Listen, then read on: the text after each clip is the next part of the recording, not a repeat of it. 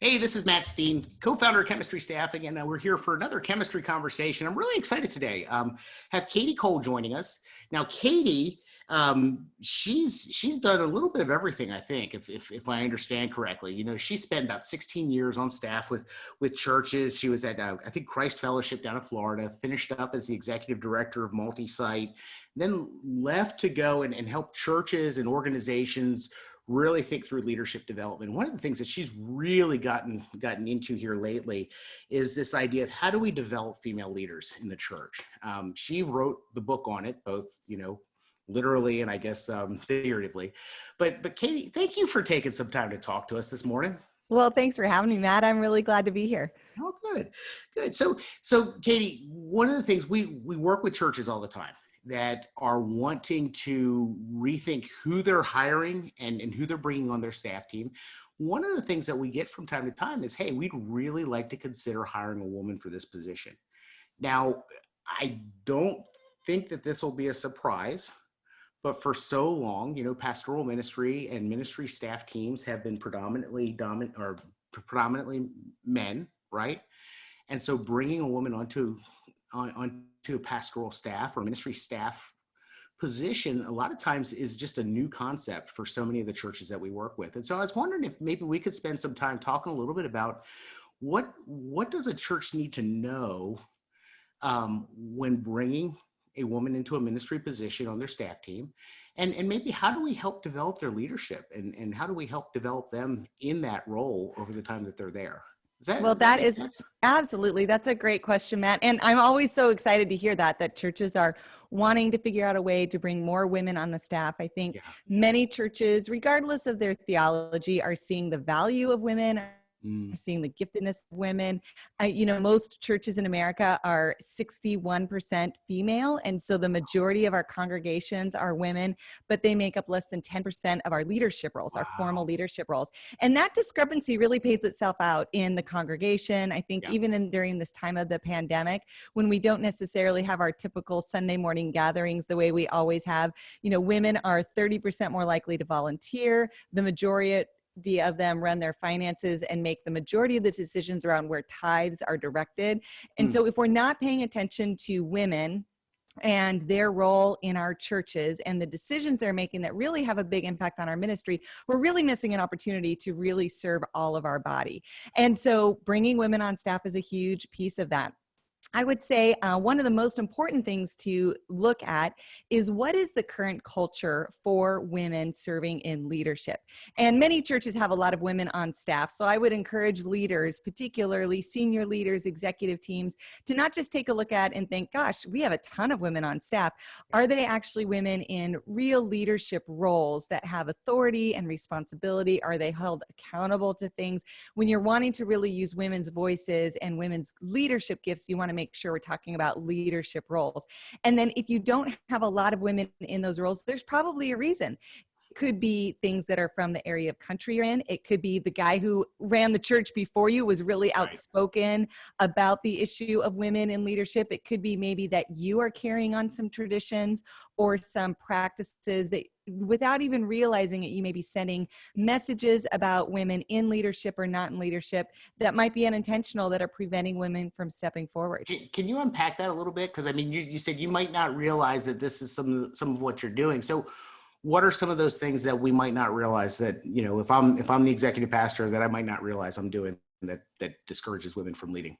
Sure. So one of the biggest ones is to do an audit of your weekend service. And I talk a lot about these kinds of practical steps in the book, but one of the most important is an audit of your weekend service, because we communicate a lot about our church values and our culture and what we think of leaders on the weekend platform. So even if you're still totally online, or if you're having services, or if you're in many campuses or just one location, what we do on Sunday morning or Saturday night communicates our values. So if there are hardly any women on the platform, that's communicating something. It probably isn't intentional. No one sits around and thinks, how can we prevent women from being in front of the Right. congregation?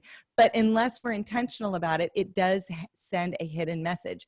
If you've got a whole bunch of women in your worship team, but only the guy ever uses the microphone to speak, that's sending a message. And so we may be doing some of those things in our practices that just a few tweaks.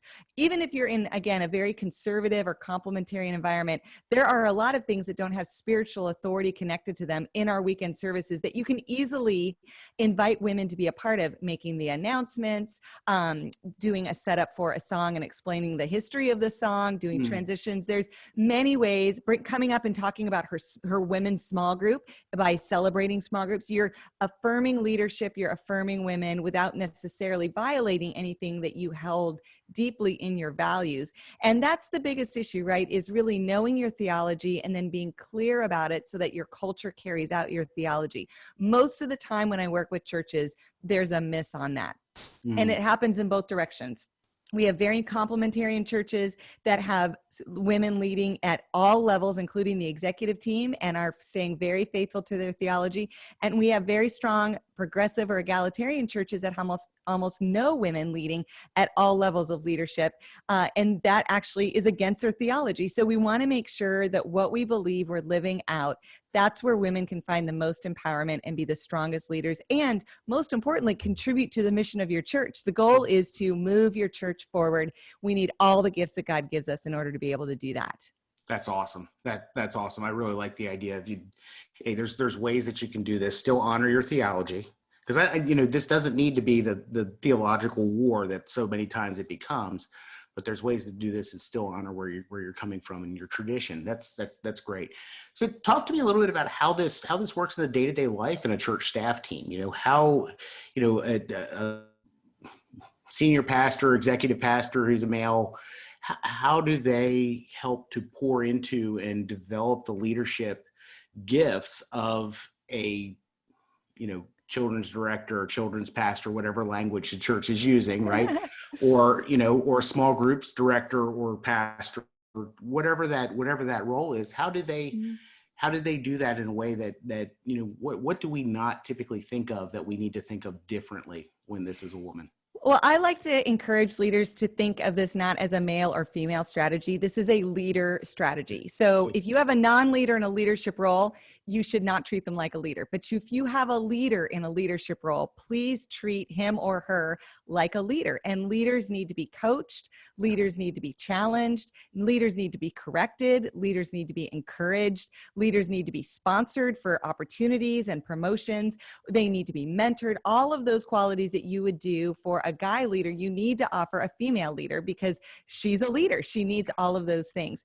I have been a big fan and supporter of the Billy Graham rule, which is where we have a lot of professional boundaries around men meeting with men and men meeting with women and women meeting with men alone.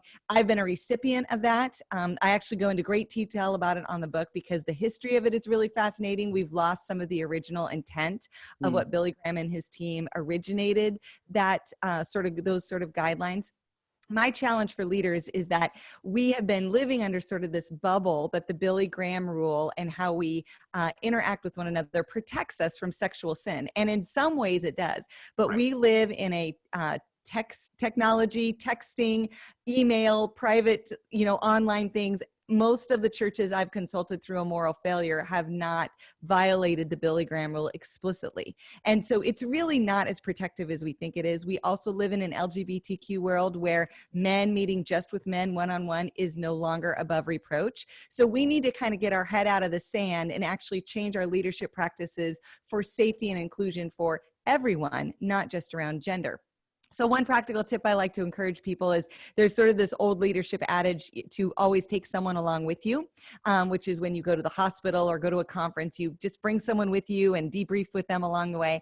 I really encourage all leaders to always take 2 people along with you. So if you go to the funeral home, take 2 young staffers with you. If you go to a conference, take 2 people. If you're going to lunch to meet with one of the elders, take 2 people with you. It gives you coverage. It also allows you to invite everyone, bring one guy and one one girl, bring two guys, bring two girls. You automatically give yourself covering, and you open up and expand your opportunity to develop women in the same ways that you're developing men.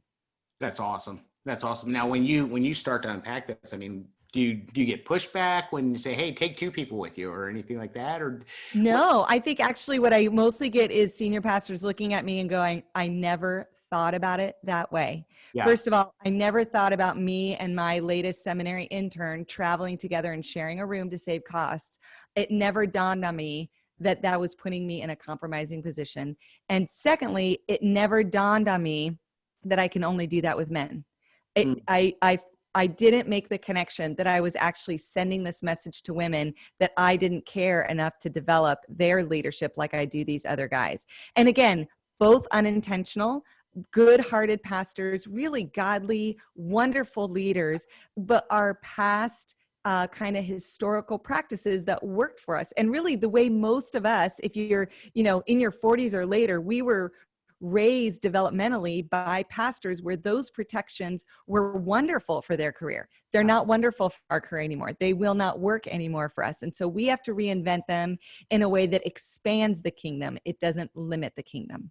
That's great. That's great. And so as I've want to honor your time in this. And so as we begin to wrap up, I mean, anything that you have to share that would be helpful for young women that are coming up into the ministry world right now? Any wisdom that you'd like to pass on that maybe you wish that somebody had passed on to you, I don't know, 10 years ago, 15 years? Yeah. Sure. I think, first of all, I just would like women and guys just to realize this is a conversation God is really moving in. I see people wrestling with it all over the place. And I really do feel like he has been prompting this in the hearts of leaders for many years, but in the last 3 or 4 years particularly, we have a more urgent need for it. And I think everyone's aware of that. And that wrestling, you're not alone in that wrestling. And it's important that we lean into that as sort of the more bigger global church around this topic. And particularly for women, I just want to encourage you that it is shifting, and to be ready if you get doors of opportunity. I think one of the challenges for women when they're young in leadership, not necessarily young in age, but if you're young in your leadership, you're taking your steps, maybe God's opening doors for the first time, is to actually take some time to imagine what you could do for God. Most women, if we have not seen other people like us advance in leadership or be leading from the platform or be leading a whole group of people that are both men and women, if we've only seen women lead in one way, our imaginations tend to go to that one way.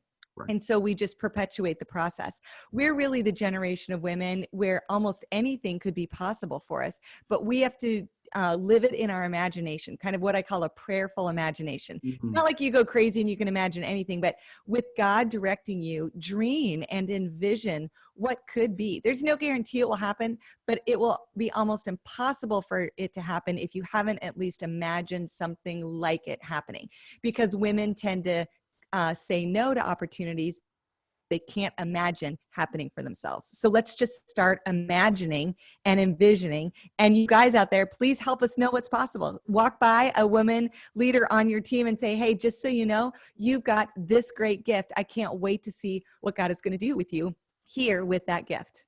That's so cool. That's so cool. Kadi, thank you so much for taking some time to talk with us this morning.